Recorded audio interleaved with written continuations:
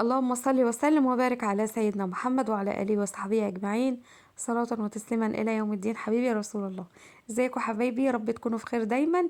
كل سنة وانتم طيبين، كل سنة وانتم في هنا وستر وسعادة يا رب العالمين. تمام. ما تنسونيش باللايك وما تنسوش تشتركوا في قناتي، ادخلوا قناتي هتعجبكم جدا والله. تمام، كلها أكلات بسيطة وسهلة ومش مكلفة. دلوقتي لقيت جوزي داخل عليا بكيس كده فول اخضر، نحكي بقى الحكايه بتاعتنا. كيس فول اخضر، الفول الحيرات اللي احنا بناكله جنب الاكل ده. قال لي بص انا جايب الفول دوت، انا نفسي في اكل امي كانت بتعملها. قلت له عايز تاكل ايه؟ قال لي فول. قلت له بس كده سهله وبسيطه، اكله امي واكله ست انا كمان. جبت بصلتين كده قشرتهم. تمام، بصلتين متوسطين، وتقدري تعملي بصلة او تعملي الاتنين. تمام. وكمان جبت راس توم كده، التوم اليومين دولت الاخضر طلع، كل سنة وانتم طيبين. اكتر التوم عندنا فرغ، انا مفرزه برضو توم في الفريزر، بس انا حابه ان التوم اللي انا اعمل بيه الفوليه يكون كده يعني ايه، ريحته فريش كده وحلوه مفحفحه. تمام. هقشر كده التوم البايظ هرميه، والتوم السليم هخليه. تمام. وهاجي بقى ايه، البوتاجاز كده، قطعت كده البصله بتاعتي خرطتها، وحطيت شويه زيت. احنا بنعمل الفوليه دي بزيت مش بسمن. تمام. هحمر كده البصله وهي داخله كده على تبقى لونها اصفر. جبت فصين توم كده وقطعتهم كمان على البصله، عشان تفتح ريحه البصله بتاعتي كده، وتبقى ايه، فوليه كده تجيب ريحتها. بصي من ايه، من 7 بيت. تمام. هنقلب كده البصله كويس، وهنيجي مخرطه يعني، مقطعه 3 4 طماطمات وضربهم في الخلاط عصراهم. تمام. وكمان معلقه من الصلصه الجاهزه، واحطها على الطماطم. تحط صلصه جاهزه ليه مع الطماطم؟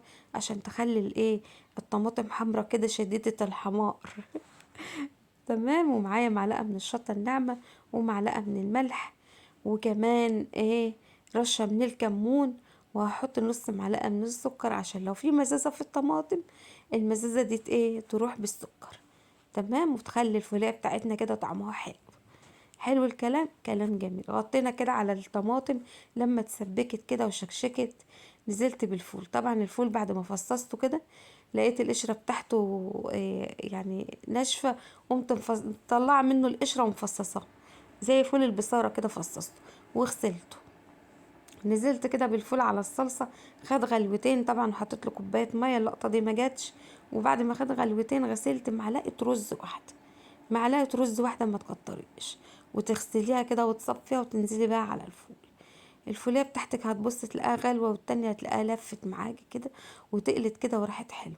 طبعا معانا الكزبرة، ما تنفعش الفوليه من غير الكزبرة. جبت كده الكزبرة وخرطتها تخريط رفيع خالص، وما خدتش العيدان اللي فوق دي. قطعت نص الربطة كده من فوق، شلت العيدان بتاعتها وخدت الورق.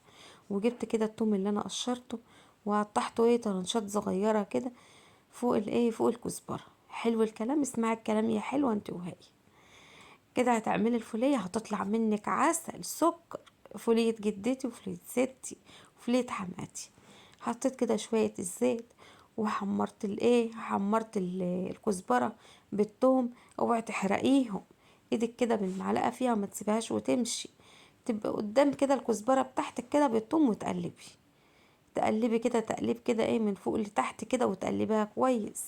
تمام. وانت بتقلبي كده تحاولي تهرسي الايه، الثوم معاكي مع السخونيه، هيتهرس معاكي مع الكزبره. حلو الكلام، كلام جميل.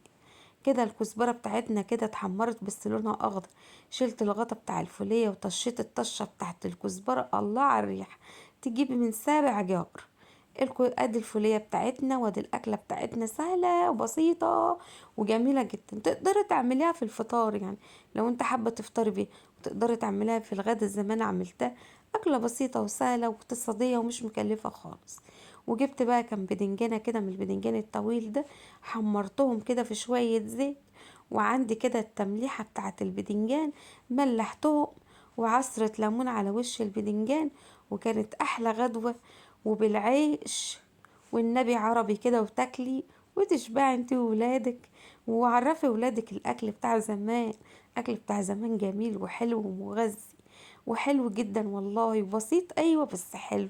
وليه نفس كده لما تكوني عاملاه بحب، يبقى له نفس كده ويبقى له طعم. واللي يطلبه منك جوزك اعمليه. تمام. لو اكل اقتصادي كده كل يوم اعملي له، ما تزعلهوش. ولو جه بقى على اللحمه والفراخ قولوا له ادفع وهات. ماشي.